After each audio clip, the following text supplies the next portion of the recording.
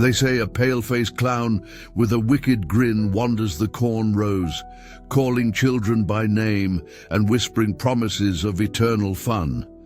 But those who follow his voice are never seen again.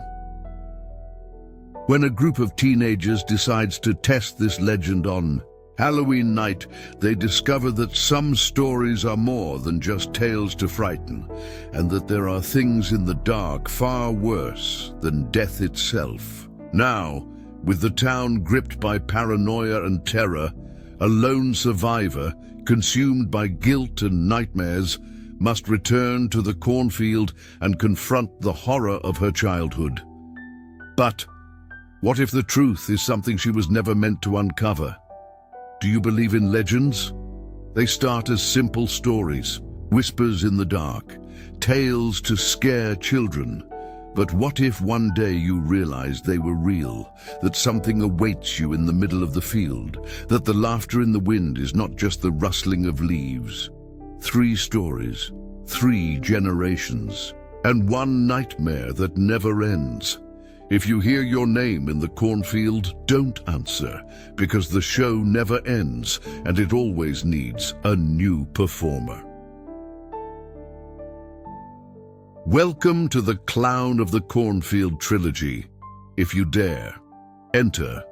The wind blew cold over the cornfield, bending the dry stalks and whispering secrets as if the earth itself murmured ancient tales. The air carried a subtle scent of decay, mixed with the fragrance of damp soil and the dryness of brittle leaves. It was autumn in Black Hollow, and with it came the season of fear. Jessie Carter, 17, pulled the hood of her sweatshirt over her head as she walked down the dirt road leading to the Holloway cornfield. The weight of the approaching night seemed to press down on her shoulders. The sun sank below the horizon, staining the sky a thick red like coagulated blood. Beside her, Matt walked with his hands in his pockets, chewing cinnamon gum.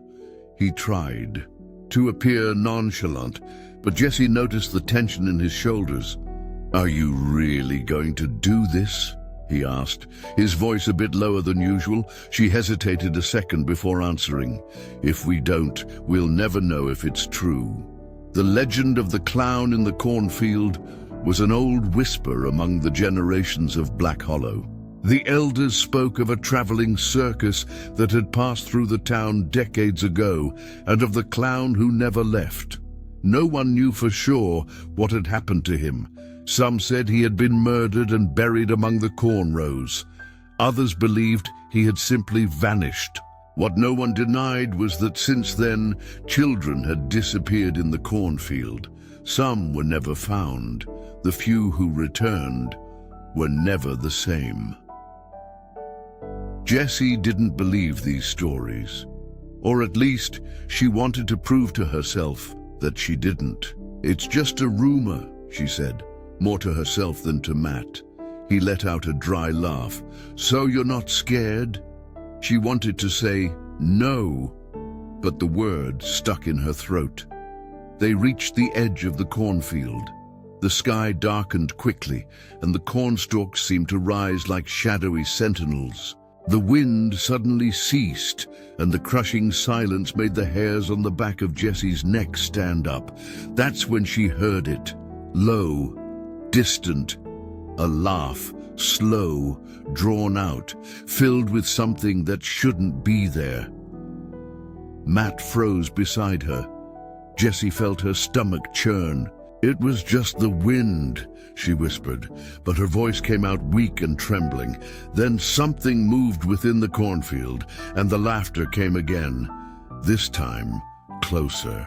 The laughter slid between the cornstalks, a thin and distorted sound, like a scratched record spinning too slowly. It wasn't normal laughter. It was wrong. Jessie felt a knot tighten in her stomach. Cold sweat trickled down her spine. Matt swallowed hard. "Jess, that wasn't the wind." She wanted to say it was, wanted to laugh, push Matt and call him a coward. But something inside her knew he was right. The laughter came again, louder, closer. Jessie held her breath.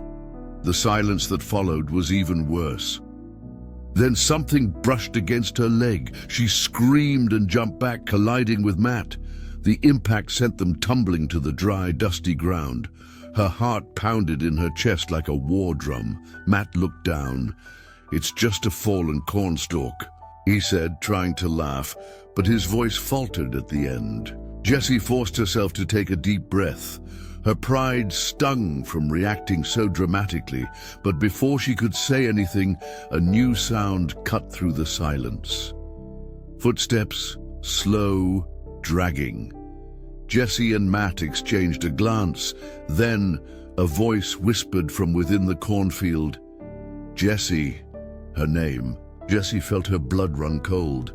"Who's there?" she shouted, trying to sound brave. Silence. Then the laughter again, this time from two different places. Matt gripped her wrist tightly.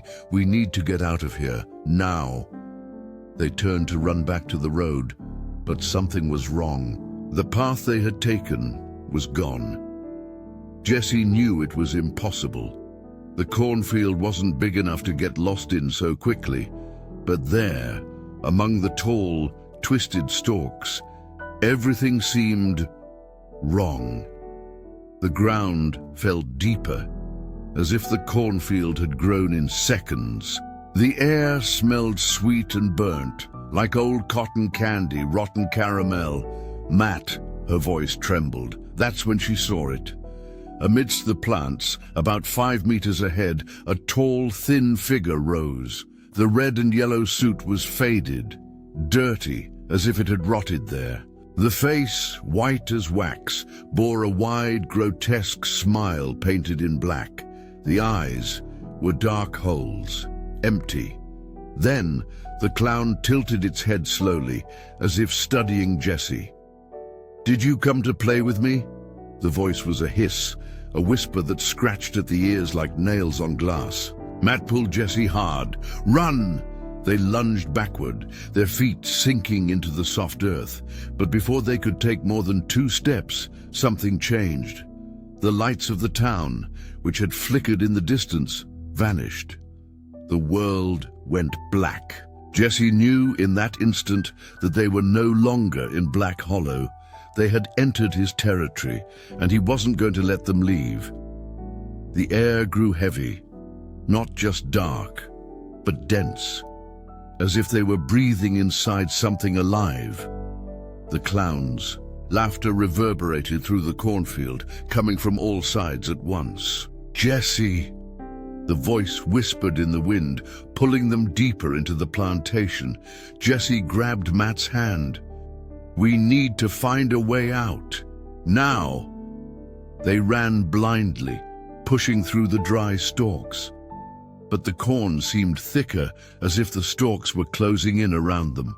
The rustling of leaves filled the air, but there was another sound, footsteps, not theirs, his. Jessie glanced back for a second and saw something moving in the dark. The tall silhouette of the clown, his arms too long, swaying wrongly, as if boneless. Matt tugged Jessie's arm. "Faster!" They turned at every bend in the maze, but it was useless. The path repeated itself. The same crooked scarecrows, the same mounds of upturned earth, the same dead tree, leafless in the middle of nowhere.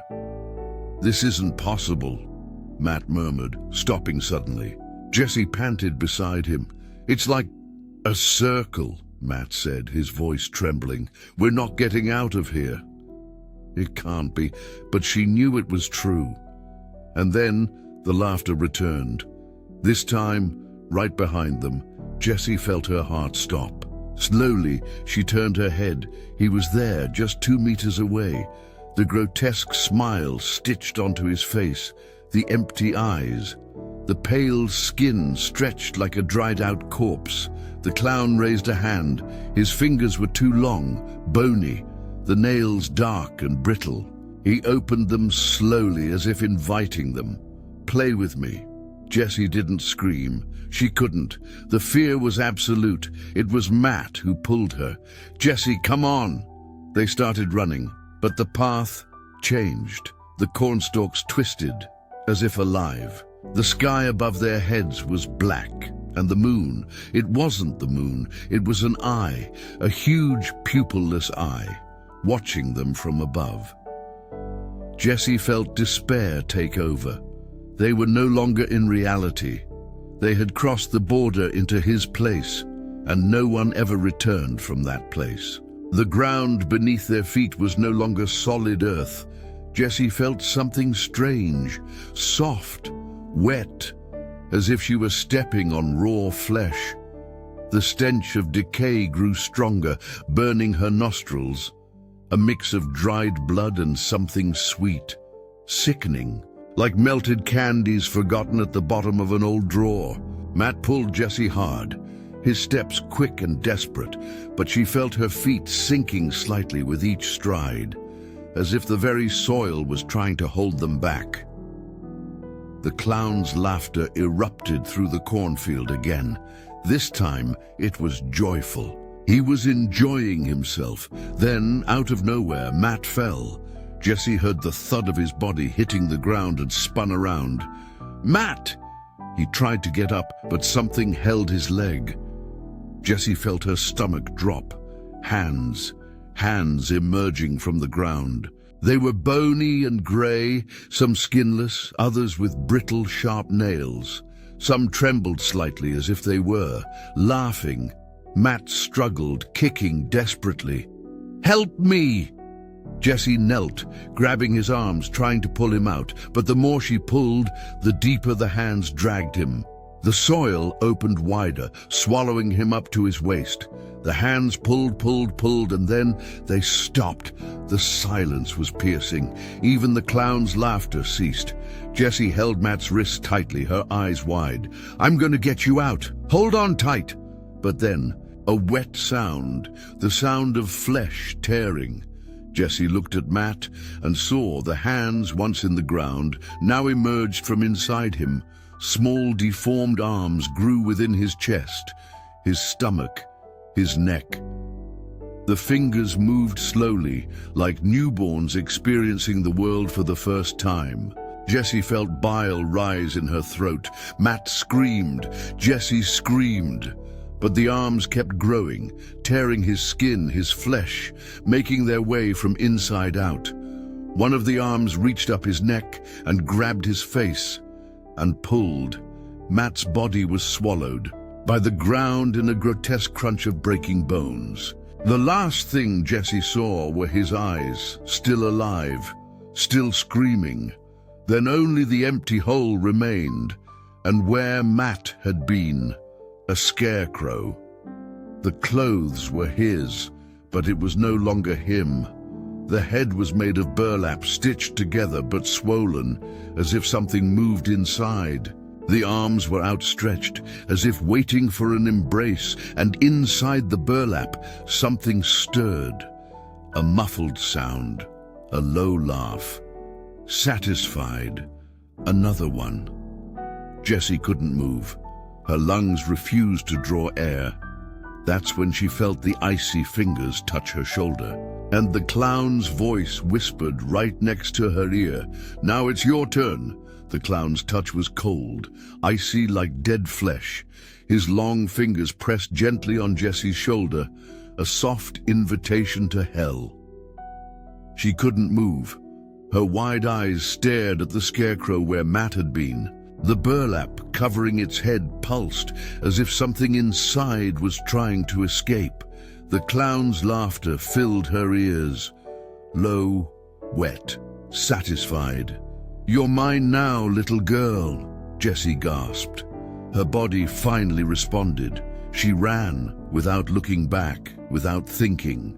The cornfield twisted around her, the stalks bending and whispering incomprehensible words. The ground seemed to open with each step. But Jessie didn't stop. Then the laughter vanished. Suddenly, The absence of sound was worse than the laughter itself, because it meant he was close. The smell of rotten sweetness filled the air. She knew what that meant. He was right behind her. Jessie turned a final corner in the corn maze and ran right into him. The clown was there, tall, skeletal, the grotesque smile painted on his waxy white face. His eyes, two black, soulless holes. End of the line, little one. Jessie stumbled backward, but there was nowhere left to run. Behind her, the cornfield disappeared. Now they were in the middle of an abandoned circus. The ring was a tattered canvas, the light poles leaning like broken bones. There were rusted, empty bleachers, and in the center of the stage, children, trapped in iron cages, their faces painted like clowns, their eyes empty. Some rocked back and forth, murmuring. Others just stared at Jessie, waiting. "They were like you," the clown said, his voice sweet and false. "But now they're part of the show." Jessie trembled. What are you?" The clown tilted his head as if considering the question. Then he tore off his own face. His fingers pulled the white skin like a veil and revealed what lay beneath. Jessie saw and screamed because there was nothing there. Just a massive mouth, and inside it, thousands of eyes, all looking at her. "It's your turn, little one." The circus closed in around her, and the show began. The ground vanished. Jessie fell, but there was no end. She spun through the air, pulled into the darkness. The clown's laughter filled everything. It was like a distorted echo, a chorus of scratchy voices singing a melodyless song. Then, hands grabbed. Her small hands, weak children's hands. They held her arms, her legs, her waist. The thin fingers gripped firmly. Jessie looked around. Now she was in a different place. The circus was gone. The cornfield had disappeared. There was only a red, pulsating space. The inside of a mouth. The walls seemed to breathe. She was inside something alive. The children surrounded her, their faces painted like clowns, their eyes soulless. Some murmured, others laughed, a wrong laugh, as if they were learning to laugh for the first time. And then he appeared. The clown descended from the ceiling like a giant spider. His smile moved. It wasn't painted. It wasn't flesh. It was something alive. Jessie wanted to move, run, scream, but her body wouldn't respond. He leaned over her, his face almost touching hers. "I need a new face." His icy fingers touched Jessie's skin and began to pull. Jessie felt her own skin peeling away from her skull like a mask that wasn't hers. The pain was unbearable. She tried to scream, but her mouth was no longer hers, and the darkness. The legend of the clown in the cornfield was still told by the town's children. If you walk between the corn rows at night, you'll hear laughter. If you answer, he calls your name. But no one knew where the story began. No one remembered a girl named Jessie Carter. No one knew she was still there, trapped inside the endless circus, waiting for the next spectator. That night, among the corn rows, the wind carried a familiar sound, laughter. And, very softly, a voice whispered, "Come play with me." The wind sliced through the rows of corn, making the dry leaves whisper forgotten secrets. The October sky was cloudy, moonless, and the darkness seemed thick, almost solid. Emily Parker gripped the flashlight tightly, her fingers cold, her eyes fixed on the entrance to the cornfield. That's where they disappeared. It had been 3 days since her brother Noah and his friends entered the field to test the old legend. The challenge was simple: stay inside the cornfield for an hour without running. The winner took home $50, but no one returned. The police searched, parents cried, but all they found were footprints that ended in the middle of nowhere. And of course, the doll. An old clown doll dressed in a red and yellow suit, hanging in the middle of the field. A smile stitched onto its cloth face. "This is your fault," her mother had said. "If you hadn't talked about that damn legend, he never would have gone in there." But Emily knew it wasn't just a story, and now she needed to find out what happened to Noah. The cornfield stretched out before her like an open mouth. The entrance seemed like a portal to another reality, the scent of damp earth mixed with something else. Sweet. Like old, spoiled cotton candy. Emily stepped forward. The cornstalks closed behind her, and in the wind she heard it. Laughter. Low, distant, but laughing at her. Emily felt the cold creep up her spine as she crossed the entrance to the cornfield. The rows of corn were too tall, as if they had grown beyond normal, forming a living tunnel around her. The air was still, heavy, as if the field itself held its breath. She looked back. The entrance was no longer there. Emily swallowed hard. It wasn't possible. She had just entered. But behind her there were only more rows of corn stretching beyond the reach of her flashlight. The laughter came again, this time closer. Emily swung the flashlight around, but all she saw was stalks swaying gently, as if someone or something had just passed by. She took a deep breath. "Noah!" No answer. Only the rustling of leaves, whispering words she couldn't understand. Emily pulled her jacket tight around her and pressed on. She knew that somewhere in that field there was an old clown scarecrow, the marker of the legend. If she found that scarecrow, maybe she'd find clues about what happened to Noah and his friends. Her feet sank into the soft earth. The smell of rotten cotton candy grew stronger, sickening, as if something sweet was decaying within. Then she saw it, something on the ground. Emily swallowed hard and pointed the flashlight. It was a shoe, an old, dirty sneaker. Noah's sneaker. Panic rose within her. She crouched down and picked up the sneaker with trembling hands. The sole was still damp, as if someone had just been wearing it, and that's when something dropped, right beside her. Pluck. Emily turned the flashlight. A human tooth, covered in something red and sticky. The laughter exploded in the cornfield. Now it wasn't distant, it was right beside her.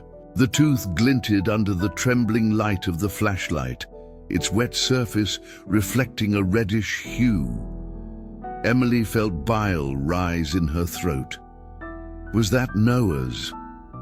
The laughter came again. This time, very close. Emily swung the flashlight toward the sound, her heart pounding so hard she could barely breathe. The beam of light swept across the rows of corn, revealing only swaying stalks and elongated shadows. But for a second, just 1 second, she saw something. Amidst the leaves, a smiling mouth. Not a whole face, just a smile. Wide, grotesque, the yellowed teeth standing out against the darkness. Then it moved. Emily let out a scream and stepped back, nearly tripping over her own feet. The flashlight trembled in her sweaty hand. "Who's there?" Her voice came out weak, cracked with fear. No answer, just the sound of feet dragging on the ground. Emily didn't think twice. She ran. The cornstalks closed around her, as if the field didn't want to let her go.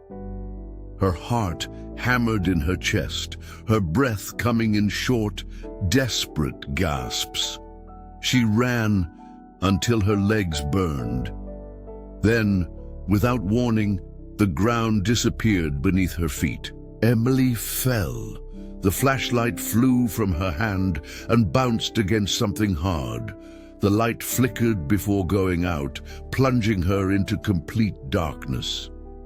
The impact was hard. The air rushed out of her lungs. She groaned and tried to stand, but something was wrong. The ground beneath her hands was soft, wet, and warm.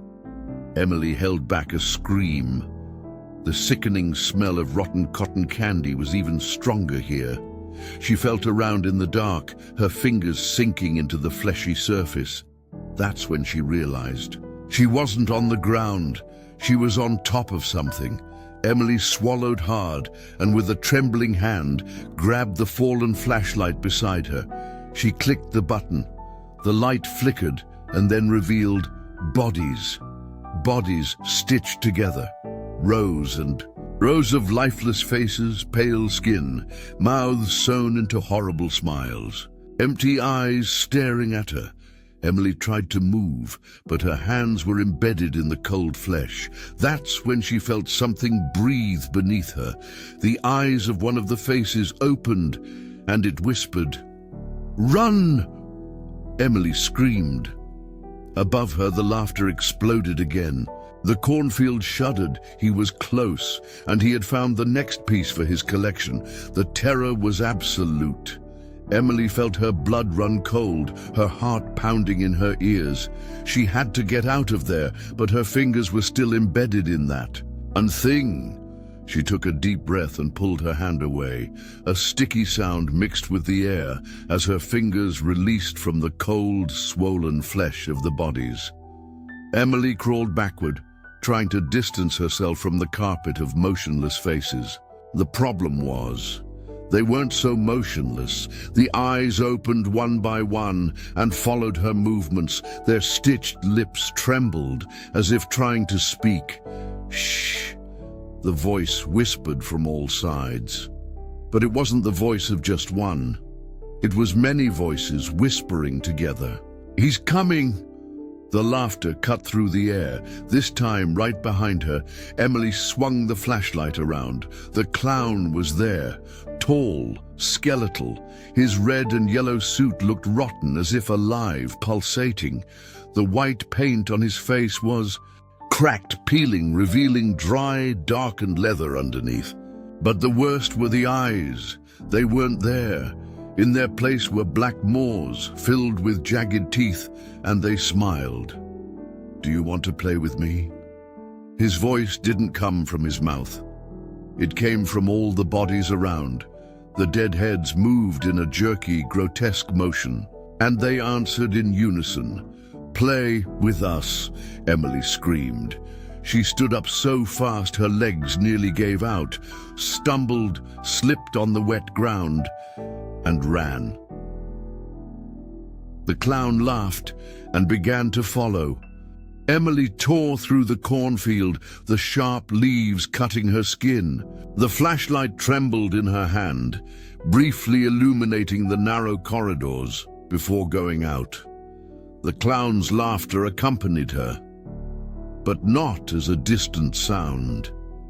It was inside her head. She turned a corner and the scarecrow was there, but it wasn't a real scarecrow. Emily saw the old clothes, the outstretched arms, and Noah's face stitched onto the burlap head. His eyes were still there, and they blinked. Emily couldn't hold back the scream.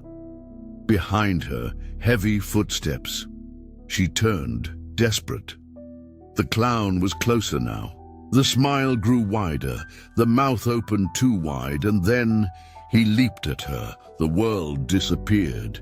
Emily tried to run, but there was nowhere left to go. The clown was on top of her, his long, twisted arms stretched out like hooks, and his mouth, that impossible mouth, opened even wider, a black hole of jagged teeth and pulsating flesh. "Now, you're part of the show." His voice was sweet, almost childlike, but there was nothing innocent about that living smile, pulsing as if laughing on its own. Emily kicked the ground and rolled away at the last second. The clown fell onto the damp earth, his hands sinking into the mud as if they were made of rubber. She ran blindly through the cornfield, but no matter how much she moved, the scenery didn't change. The same rows of corn, the same shadows, and the same scarecrow. Emily stopped abruptly. The doll was still there. Noah's face. The eyes looked at her, and then he moved his stitched lips. It was just a whisper, almost imperceptible. "Run!" Emily trembled. She knew Noah was no longer there, but something was using him to speak. A wet sound. You filled the silence. She felt it before she saw it. The clown behind her, his skeletal hand touching her shoulder, his mouth smiling too close to her ear. "Now, it's your turn." Emily screamed, but she couldn't move. Her body stiffened, her muscles locked. It was as if something invisible held her, draining all her strength. His laughter grew. The corn around her moved on its own. The leaves vibrated, and from within the stalks, eyes opened, thousands of them, watching, waiting. Emily felt her skin burn, her body tingled. That's when she realized she was becoming a scarecrow. Her arms became rigid, her feet rooted into the ground, her lips stitched themselves shut. And in the distance she heard it, the next laugh. Someone was entering the cornfield, and now she was part of the game. Emily couldn't move. Her feet were rooted in the soft earth, as if they had taken hold. Her arms were stiff, hanging unnaturally at her sides, and her skin, she could feel it. Something crawling inside, stitching every fiber of her being. Her lips were sealed first. An invisible thread closed her mouth into a forced, grotesque smile, as if she were a rag doll being finished. She tried to scream, tried to fight, but her voice was gone. The clown approached, studying her like a newly completed artwork. His cracked white face smiled almost affectionately. "Now you're mine, little one." He raised one of his long, bony hands and pressed his cold finger against her forehead. That's when everything shattered. Her mind broke into 1,000 pieces. Emily saw. She saw the circus. She saw the children trapped in cages, their faces painted like clowns, their eyes soulless. She saw the other scarecrows lined up among the rows of corn, their mouths sealed, their bodies motionless. They were alive. They always had been. But their thoughts no longer belonged to them, and now neither did hers. Emily felt her last memories disappear, sucked into the void. Her mind was reduced to shadows and laughter. Her eyes stopped seeing, her heart stopped beating, and the last thing she heard was the clown's laughter. Years later, the children of Ravenwood still spoke about the clown in the cornfield. They said that if you enter the corn rows at night, you'll hear laughter. If you answer, he calls your name. And if you're unlucky, one of the scarecrows will open its eyes. And then you'll be next. Have you heard laughter in the dark? They say that. If you enter a cornfield at night, you might hear distant laughter. And if you respond, he calls your name. But beware, some people never returned. Others were seen again, but they were no longer themselves. Tag a friend who would dare to enter that cornfield. Comment, would you run or stay to find out the truth? And remember, if you see a scarecrow winking at you, it's already too late. The show never ends and always needs a new artist. The night hung heavy over Ravenwood. The full moon hid behind the clouds, casting only shadows and silence over the rows of corn. Alyssa Carter gripped the flashlight tightly, her fingers trembling. The night's chill didn't come from the wind. It came from within her. She stood exactly where her sister had vanished. Emily Parker never returned, neither did Noah, nor the others. But Alyssa knew they were still there. The whispers never ceased. The town's children still talked about the clown in the cornfield. They still heard laughter carried by the wind. They still saw the scarecrows and swore they blinked. For 10 years, no one entered the field. Now, Alyssa was about to break that rule. She adjusted her backpack. She had the essentials: a knife, matches, a piece of rope. But deep down, she knew none of it would help. The cornfield was another place, a territory that didn't belong to our world. But if Emily was still there, Alyssa would bring her back. She took a deep breath and stepped forward. The leaves rustled on their own. The scent of damp earth and rotten cotton candy filled the air, and on the wind came the sound she dreaded hearing, a laugh, low, drawn out, waiting for her. And then the cornstalks closed behind her. There was no turning back. Alyssa was in the game, and this time, the show would be over. The cornstalks whispered nonsense words around Alyssa. The wind stopped. The air was still, heavy, as if the field itself held its breath. Alyssa gripped the flashlight and took a few more steps. Each leaf she pushed aside crackled like dry bones. She looked back. The entrance was no longer there. That's what the cornfield did. It swallowed people. Alyssa took a deep breath. She knew this would happen. The diary she found in Emily's room spoke of it. Her sister's last notes before disappearing were scribbled as if written in haste. If you enter, it closes the path. Time doesn't work here. The scarecrows, they're real. If I don't come back, find me. She pressed on. The smell of rotten cotton candy grew stronger, and then Alyssa saw something on the ground. Her eyes widened. It was a necklace. The same one Emily wore every day. She knelt to pick it up. The silver pendant was still there, but now there was something inside it, a folded piece of paper. With trembling hands, Alyssa opened it. Emily's handwriting, a single sentence: "He is not a clown." Alyssa felt her blood run cold, and then the laughter came, this time very close. Alyssa felt her heart pounding in her chest. The phrase scribbled by Emily trembled in her sweaty hands. He is not a clown. What did this mean? The stories always spoke of a clown haunting the cornfield, of a cursed circus, of children who never returned. But this, Alyssa looked at the tall stalks around her. The corn leaves whispered with the wind. No, they whispered without the wind. It was as if the field itself was murmuring to her, calling her name. The smell of rotten cotton candy grew stronger. Alyssa tucked the note into her pocket and clutched Emily's necklace tightly. She wouldn't stop now. She kept walking. Each step felt wrong, as if something invisible was pulling her down, like the ground was made of quicksand.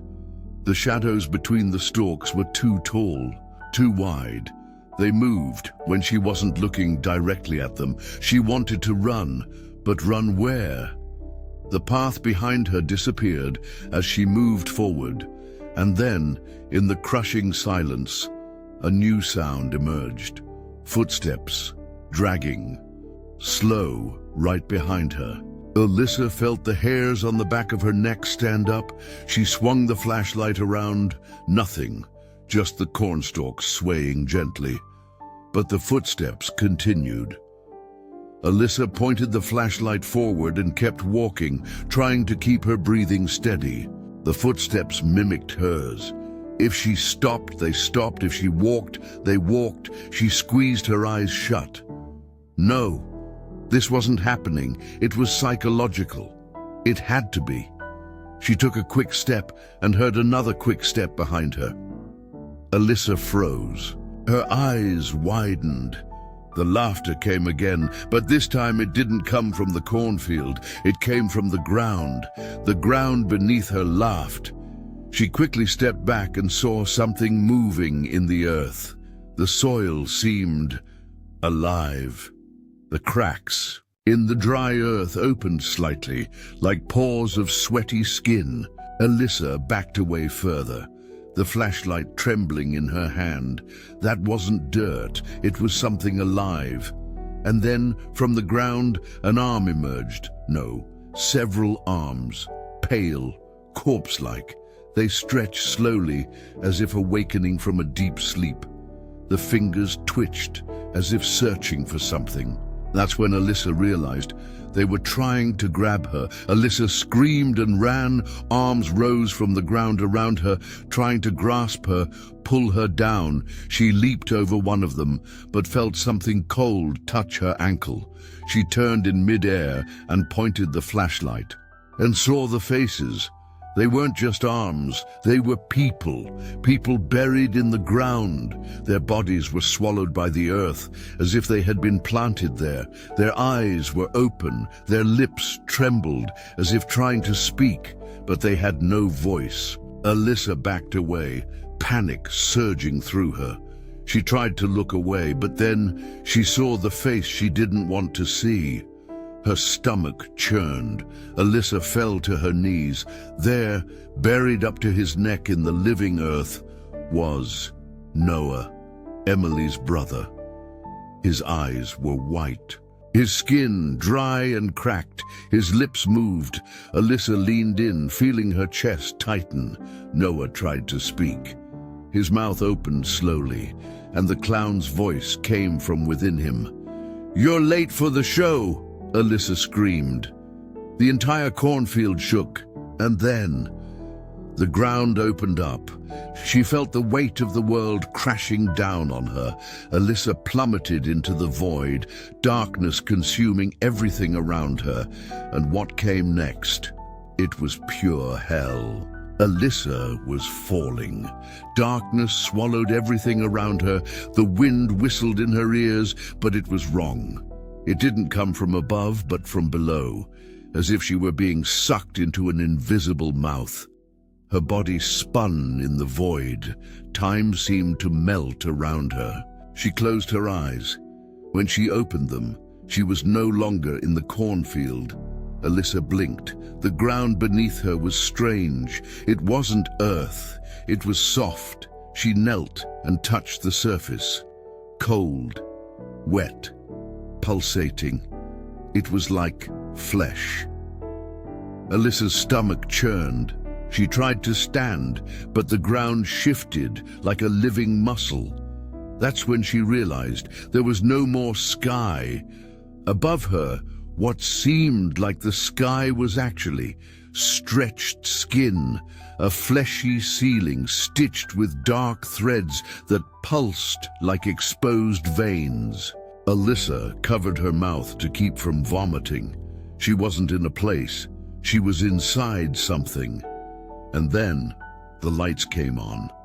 1, 2, 3. Red spotlights shone around her, illuminating the scene like a grand circus stage. The space was infinite. Rotting wooden bleachers stretched as far as her eyes could see, and they were packed, but not with people. Alyssa saw the figures sitting in the stands. They were wrong. They moved in a trembling way, as if their bodies weren't fully formed there. Faces were blurs, as if someone had smeared a drawing before the paint dried. Alyssa felt her body freeze. She wasn't just seeing these things, they were seeing her too. That's when the laughter came, low, deep, coming from the ground itself. Alyssa looked at her feet. The soil opened like a mouth, and from it, something began to emerge. Slow, deliberate. A towering, gaunt figure with overly long arms and pale, cracked skin rose from the hole. Alyssa knew who it was. The Cornfield clown. But he was different. His circus suit, once merely faded, now seemed made of stitched skin. The Threads holding the pieces together were thick and black, like ligaments of rotten flesh. His eyes, they didn't exist. They were just black holes, like portals to something much worse. But the most terrifying thing was his smile. It wasn't painted. It wasn't made of flesh. The smile was something alive. The teeth moved on their own, like tiny insects writhing, always rearranging the shape of that impossible grin. He raised one of his hands, the fingers stretched too far, as if made of rotten rubber. "Welcome to the show, Alyssa." The voice didn't come from his mouth. It echoed from every direction at once. The faceless figures in the stands began to clap, but the applause was wet, like hands slapping raw meat. Alyssa took a step back. Her chest rose and fell rapidly. The clown tilted his head in a way that was wrong, as if his bones were made of rubber. "You came looking for your sister, didn't you?" Alyssa's heart skipped a beat. Emily, was she still here? "Where is she?" Alyssa shouted, trying to keep her voice steady. The clown smiled wider. The living teeth murmured something as if laughing on their own. He extended his hand and pointed to the center of the ring. Alyssa followed his gaze. There was something there, a tall structure made of rotting wood and old rags. A scarecrow, but not just any scarecrow. Alyssa froze. She recognized that clothing, the jacket, the jeans, the necklace identical to the one in her hand. The scarecrow was Emily. Alyssa opened her mouth to scream, but a terrible sound cut through the air. The scarecrow's head moved. Alyssa stepped back, her eyes wide. The scarecrow's arms rose slowly, as if trying to free themselves from invisible ropes. And then the eyes opened. Human eyes. Alyssa couldn't breathe. The scarecrow's stitched mouth opened, the threads slowly tearing. And Emily whispered, "He turned me into this." Alyssa's stomach turned. Tears streamed down her face. "Emily, I'll get you out of here." The clown laughed. The laughter shook the entire circus, like an earthquake coming from within the living flesh around them. He raised his arms, and the faceless figures stood up at the same time, like puppets pulled by invisible strings. The air grew heavy. Alyssa felt her skin burn. Something was happening. Her body, it was becoming rigid. She looked at her hands. Her skin was turning rough. She felt something moving inside her. Invisible threads climbed up her arms and legs. The clown stepped forward. His smile grew. "Now, it's your turn, Alyssa." She tried to run, but she couldn't move. Her feet were stuck in the living ground. She felt the invisible threads climbing up her throat, her eyes growing heavy, her arms rising against her will. Alyssa was turning into a scarecrow. And in the distance, on the wind, a new laughter echoed in the cornfield. Someone new had entered. The show never ends, and it always needs a new performer. Alyssa couldn't move. The invisible strings tightened around her wrists, ankles, neck. Her body was stiffening. Her skin grew rough, like burlap fabric. She felt her face pulling, her lips starting to seal shut on their own, as if invisible needles were stitching her mouth closed. She was turning into a scarecrow, and the clown was loving it. He moved around her, watching, studying her like an artist, admiring his masterpiece. His eyes, those bottomless black voids, never blinked. His ever-grinning teeth never stopped shifting, like a giant writhing worm. Alyssa tried to resist, tried to break free, tried to scream, but the strings were too strong. That's when she heard it. The voice, low, weak, close. "Fight, Alyssa. Don't let him take you." She turned her head. Emily's scarecrow was still there. Her sister's human eyes trembled, her stiff hands struggling against the invisible strings, holding her aloft. Emily was still alive. But not for long. Despair rose inside Alyssa. She couldn't leave her there. She couldn't let this continue. She clenched her fists. The invisible strings tightened as if sensing her defiance. The clown tilted his head, noticing her struggle, and laughed, but not just with his mouth. Laughter echoed from the bleachers. The faceless audience stirred, clapping with twisted, sticky hands. They were cheering for him, for his new masterpiece, for another scarecrow in the cornfield. Alyssa felt a tear slide down her cheek. She couldn't lose. But how do you fight something that isn't human? How do you fight something that can't be killed? Her feet were almost rooted to the ground. Her hands were hardening. Think, think, think. Then something sparked in her mind. Emily's journal. If I don't come back, find me. Emily never wanted to be saved. She knew it was impossible.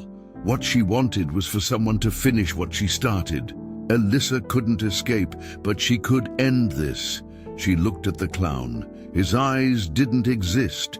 His body wasn't flesh. But there was something inside him. Something that made it all work. The circus, the show, the audience. And then Alyssa understood. If the circus depended on the show, she had to end the show. She had to destroy the performance. Alyssa forced her head toward Emily. Their eyes met. Emily understood what she was thinking and smiled. For the first time, Alyssa felt the strings tighten around her mouth. But before her voice was sealed forever, she screamed, "The show is over." And then she closed her eyes and stopped resisting. The strings stopped tightening. The bleachers fell silent. The clown stopped laughing. He tilted his head, confused. The circus trembled. The ceiling of living flesh cracked as if rotting. The faceless spectators began to writhe. The circus needed the show to exist, but now Alyssa refused to play along. She wasn't afraid. She wasn't running. She was ending it. The clown took a step back. The invisible strings around her snapped. Alyssa collapsed to her knees. Emily fell from the scarecrow, the strings around her body tearing like rotted paper. The circus was crumbling.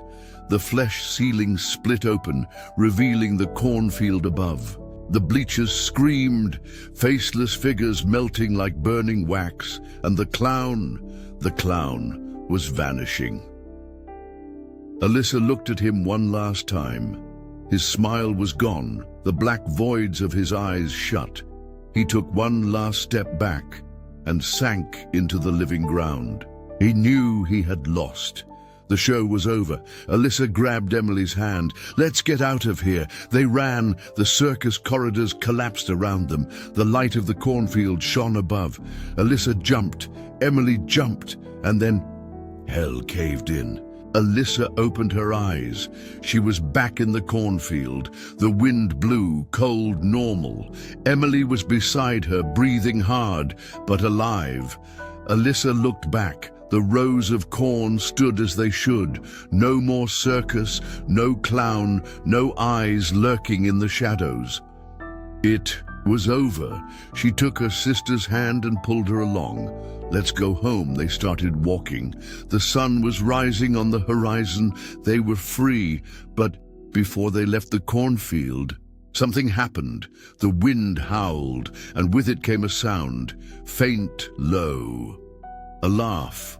Alyssa stopped in her tracks, her heart clenched. Slowly, she turned her head and saw.